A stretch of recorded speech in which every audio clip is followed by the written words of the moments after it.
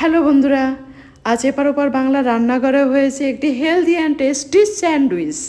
বাজারে এত ভালো ফুলকপি উঠে গেছে, তাই আজ ডিনারে ফুলকপির স্যান্ডউইচ বানিয়ে ফেললাম।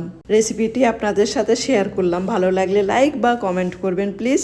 আর এপার ওপার বাংলা রান্নাঘরে চ্যানেলটি সাবস্ক্রাইব করতে ভুলবেন না প্লিজ। ফ্রিজে ব্রাউন ব্রেড আর চিজ ছিল।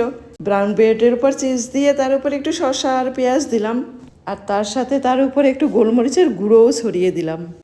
আর এর উপর দেব টস করা ফুলকপি আর মাশরুম। ফুলকপি আর মাশরুমটাকে ভালো করে ধুয়ে পাতলা পাতলা করে কেটে নিলাম।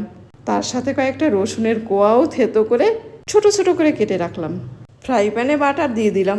হালকা গরম বাটারের মধ্যে রসুন কুচি দিয়ে রসুন কুচিটা একটু হালকা ব্রাউন কালার হলে তার মধ্যে ফুলকপি, মাশরুম, সামান্য নুন, ভিনিগার আর সয়া সস, জুলিয়ান করে কাটা গাজর দিয়ে হালকা ফ্রাই করে গোলমরিচের গুঁড়ো, পেঁয়াজ, শসা আর চিজ দিয়ে সাজানো ব্রেডের উপর রেখে আর তার উপর দিয়ে দিলাম বিগড়ে যাওয়া হাফ বয়েল ডিম। প্রয়োজন মতো আর একটু পেঁয়াজ, শসা, বিট নুন, গোলমরিচের গুঁড়ো, কাঁচা লঙ্কা, ধনেপাতা আর চিজ দিয়ে 45 সেকেন্ডস মাইক্রোওভেনে দিয়ে enjoy your self and sweet dream.